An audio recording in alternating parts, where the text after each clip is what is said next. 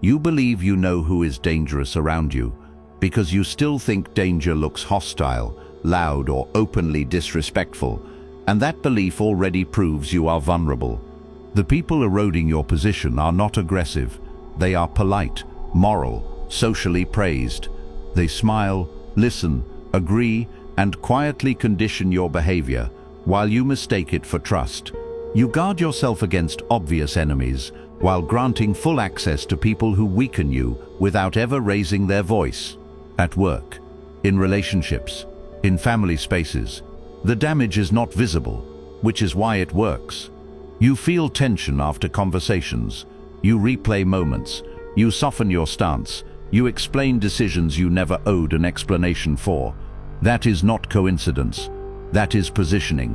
Machiavelli wrote that men judge more by appearances than by reality, and those who control appearances control men. The most dangerous people understand this instinctively. They do not confront you. They do not attack you. They make you adjust yourself around them. They let you speak. They let you reveal. Then they use guilt, morality, admiration, or dependence to keep you manageable. You think you are being understanding. You think you are being mature. In reality, you are being shaped. Slowly, invisibly, until your reactions no longer belong to you. Until silence becomes anxiety instead of leverage. Until restraint feels like fear instead of control. This danger does not announce itself. It enters through kindness, through shared values, through emotional access, through the belief that good intentions mean safety. By the time you realize something is wrong, your position has already shifted. In this video, 6 types of people will be exposed. Not enemies you fight, operators you fail to recognize. Some act deliberately, some act instinctively. All of them reduce your power if you stay unaware. And once you see how they work, you will understand something uncomfortable. You were never surrounded by bad luck. You were surrounded by people reading you better than you read them. You do not get weakened by enemies. You get weakened by access. And the first type you failed to identify already knows more about you than you are comfortable admitting. This is the manipulator, not the dramatic one, not the obvious liar, the one who listens too much. You remember how it started. They asked questions that felt harmless. Work, goals, relationships, frustrations. They nodded. They mirrored your values. They made you feel understood. You thought they were interested in you. They were mapping you. Every detail you shared became leverage. Every insecurity became a handle. Every ambition became a pressure point. You told yourself you were being open. What you were really doing was making yourself legible. Machiavelli warned that the wise man says less than he knows, and the fool reveals more than he should. And you ignored this because you believed sincerity was strength. It is not. Sincerity without control is exposure. Watch the pattern you already lived through. At work, this person never challenges you directly. They ask clarifying questions. They frame suggestions as concern. They repeat your own words back to you in meetings, slightly adjusted, just enough to shift credit and control. In relationships, they study your reactions. They learn what disappoints you. They learn what excites you. They learn what makes you defensive. Then they trigger those responses strategically while remaining calm. And because they stay composed, you look unstable by comparison. You replay conversations later. You wonder why you felt cornered without being attacked. You feel tension without knowing why. That is manipulation without force. The most dangerous part is not what they do to you. It is what you start doing to yourself. You hesitate before speaking. You over-explain decisions. You anticipate their reactions. You start adjusting your behavior before they even act. At that moment, control has already transferred. Machiavelli understood this dynamic perfectly. He wrote that men should either be treated generously or destroyed, because if you offend them lightly, they will seek revenge. But if you disable them psychologically, they remain obedient. The manipulator never offends you openly. They disable you quietly, and you help them by mistaking calm control for trustworthiness. You think this type is rare, It is not. They exist wherever information flows: workplaces, friend groups, families, relationships. And the reason they succeed is simple. You talk when you should observe. Now understand this clearly. The manipulator does not need to dominate you. They need you predictable. The moment you become predictable, you become usable. And this leads directly to the second type, the one who does not gather information first. The one who controls you through judgment. This is the moral controller. This one is more dangerous than the manipulator because they do not look strategic at all. They look good. They speak about values. They speak about principles. They speak about what is right. And every word they use sounds socially approved. This is why you fail to resist them. They never say you are wrong directly. They imply it. They sigh. They look disappointed. They frame disagreement as harm. They frame boundaries as cruelty. They frame confidence as arrogance. You know exactly what this feels like. You make a decision that benefits you. They ask if you have considered how it affects others. You say no to something unreasonable. They say they are surprised by you. You stay silent. They interpret it as guilt. And slowly, you start managing their emotional reactions instead of managing your life. Machiavelli wrote that men in general judge more by the eye than by the hand, because everyone can see appearances, but few experience reality. The moral controller weaponizes this. They do not need power. They borrow it from virtue. They punish you without raising their voice. They control you without issuing commands. They dominate you by making you doubt yourself. This is modern power. In work environments, this person thrives. They never produce much. They police behavior. They decide what tone is acceptable, what ambition is appropriate, what confidence is allowed. And because they speak in the language of morality, anyone who resists them looks aggressive, selfish, or dangerous. In relationships, they are even more effective. They make you feel wrong for wanting space, wrong for wanting focus, wrong for wanting autonomy. You start apologizing for instincts that once protected you. And the most damaging part is this. You begin enforcing their rules on yourself. You self-censor. You second-guess. You soften. This is not kindness. This is submission disguised as maturity. The moral controller does not need to know your secrets like the manipulator. They only need you to care about being seen as good. Once they have that, they own you. And now notice the link between the first two types. The manipulator learns how you work. The moral controller tells you how you should be. One gathers information. The other enforces compliance. Both reduce your position. Both succeed only because you confuse restraint with weakness and morality with safety. This is where most men lose ground permanently. They believe silence means they are losing. They believe explanation is clarity. They believe good intentions protect them. Machiavelli would call this fatal innocence, because silence, when controlled, forces others to move. Explanation lowers status, and morality without power is a leash you willingly put around your own neck. You are not surrounded by these types because you are unlucky. You are surrounded by them because your reactions invite them. And if this unsettles you, it should. Because the next two types do not need your information or your guilt. They drain you. They erode you. They keep you small without ever confronting you. And if you do not recognize them, you will spend years busy, tired, and confused, wondering why your life never moves forward. That is where we go next. By now, you should understand something uncomfortable. The most dangerous people around you are not the ones who confront you. They are the ones who talk about you when you are not in the room and smile when you walk back in. This is where reputations are destroyed without fingerprints. This is where momentum dies quietly. This is where most men lose without ever realizing a battle happened.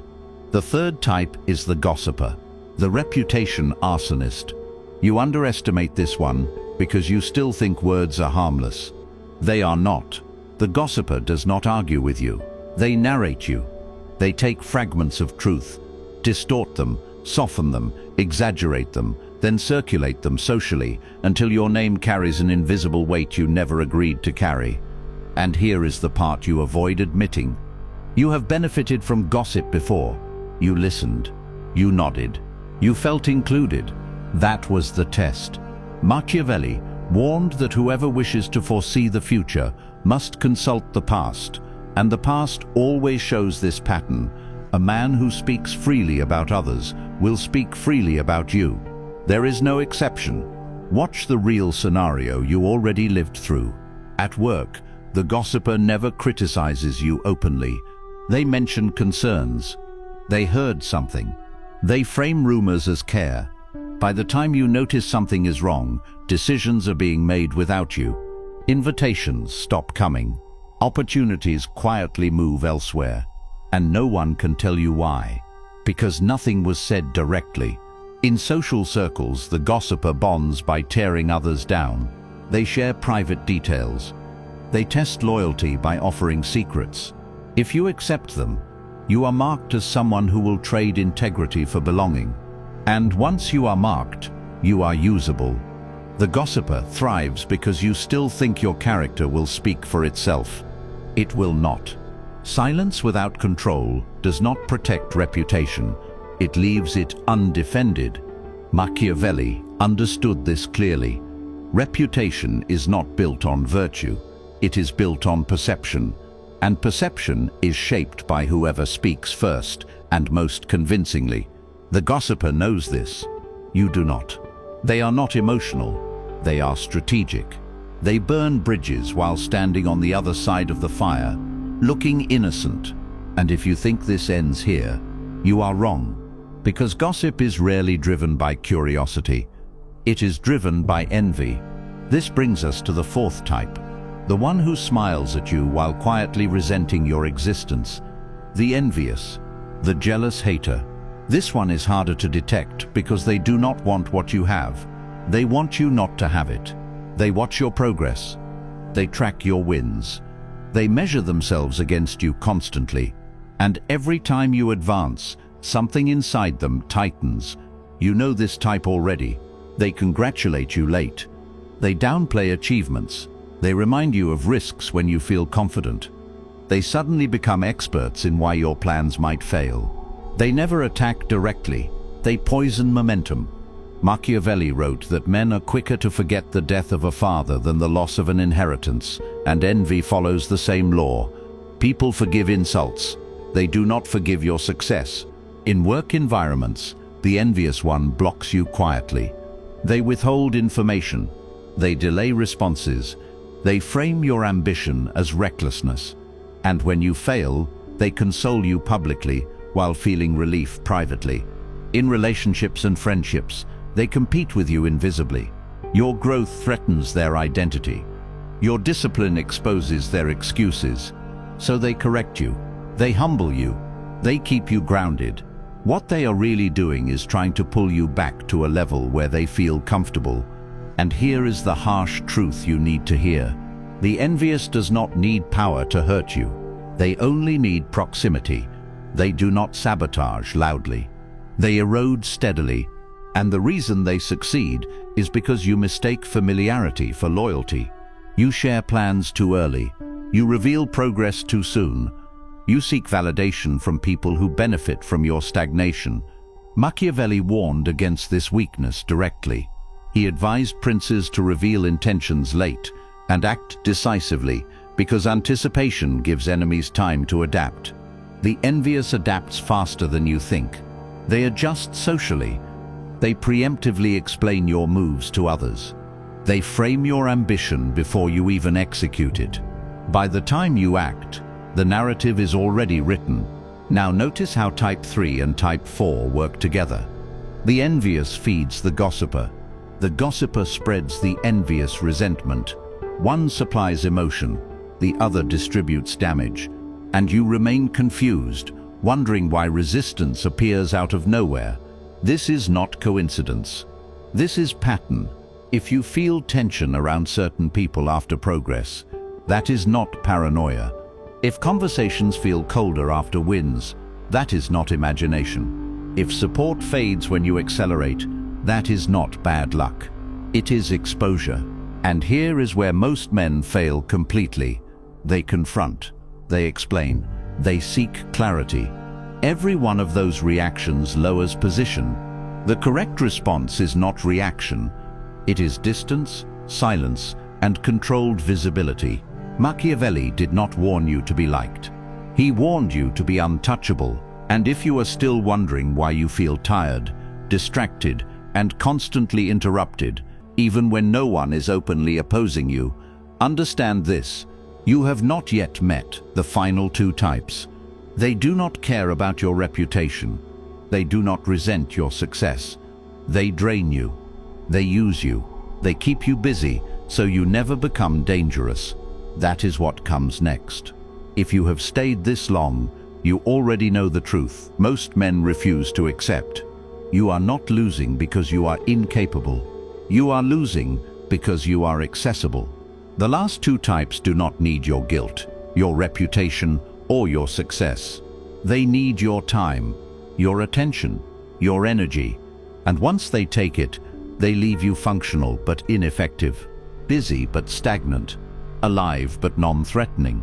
The fifth type is the psychic vampire, the energy drainer. This one never looks hostile. They look overwhelmed. They look needy. They look like a problem that never ends. They always have something going on, a crisis, a story, an emotional emergency. And you tell yourself you are being supportive. You tell yourself you are being loyal. You tell yourself this is what strong men do. What you are actually doing is bleeding momentum. Pay attention to what happens after time with this person. You feel heavy. You feel scattered. You feel tired without having done anything meaningful. That is not random. Machiavelli understood this dynamic long before psychology gave it a name. He warned that men who consume your time consume your power, because time is the only resource that cannot be replenished. The psychic vampire never asks for much at once. They take small pieces, daily messages, long calls, endless explanations. They pull you into their emotional gravity until your focus belongs to them instead of your mission. At work, they interrupt constantly. They need reassurance. They need clarity. They need help deciding things they should already know. And because you respond, you train them. In relationships and friendships, they lean on you emotionally while giving nothing back. They use your stability as a substitute for building their own. And here is the harsh part. They do not drain you by accident. They drain you because you allow it. They sense availability. They sense patience. They sense tolerance, and they attach themselves to it.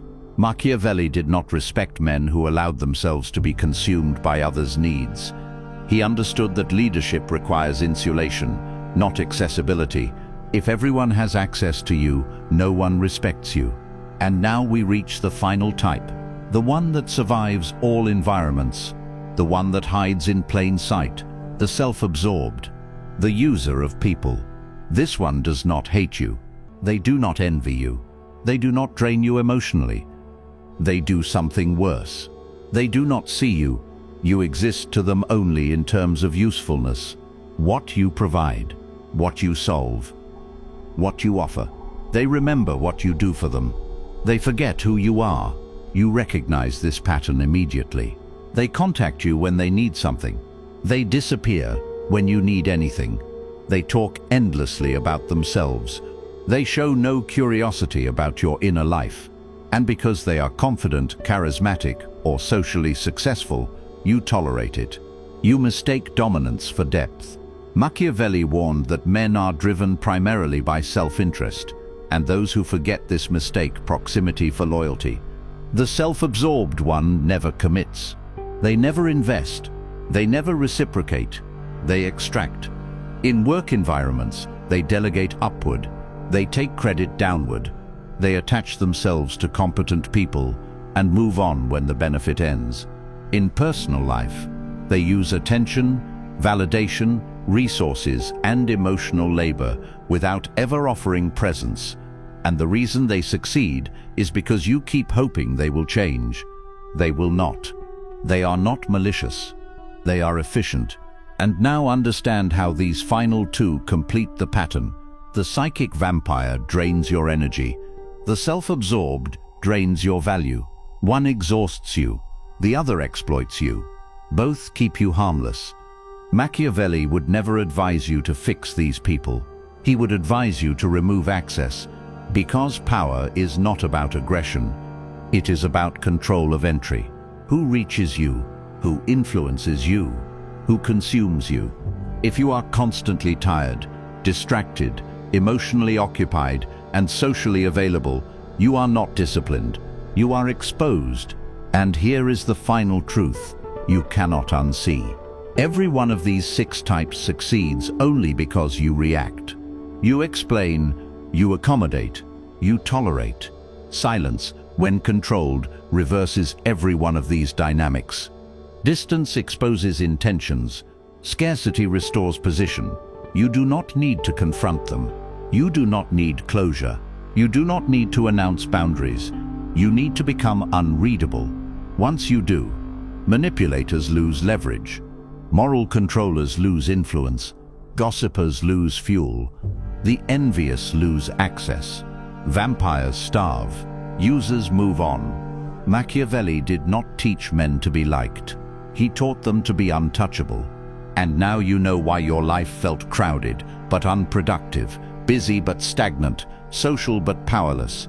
You were not surrounded by friends. You were surrounded by pressure, and pressure only disappears when access is revoked. You will not forget this. If this hit harder than you expected, mark the shift publicly. Drop this in the comments. I control access. Not for validation, for commitment. When you state it once, you stop negotiating with yourself later. Most people will hear this and move on unchanged. A smaller group will recognize patterns. An even smaller group will act differently from now on. If you are still listening, you already separated yourself. You do not need motivation. You need alignment. If this perspective sharpened how you see people, mark it. Subscribe, not for entertainment, but as a signal to yourself. You do not follow noise. You follow leverage. Share this only with someone who needs to hear it, but will not thank you for it. That is how you know it has value. What you heard here is surface level. It has to be. There are truths about power, control, silence, and social warfare that do not survive this platform. They get buried. They get flagged. They get demonetized. Not because they are wrong, because they work. Inside the membership, those limits do not exist. That is where the deeper mechanics live. How influence actually shifts. How silence is applied, not admired. How to remove yourself from losing dynamics without confrontation. How to move through rooms without resistance. You do not join to feel better. You join to become harder to control. Thank you for staying until the end. That already says something about you. You will see the world differently after this. I will see you in the next video.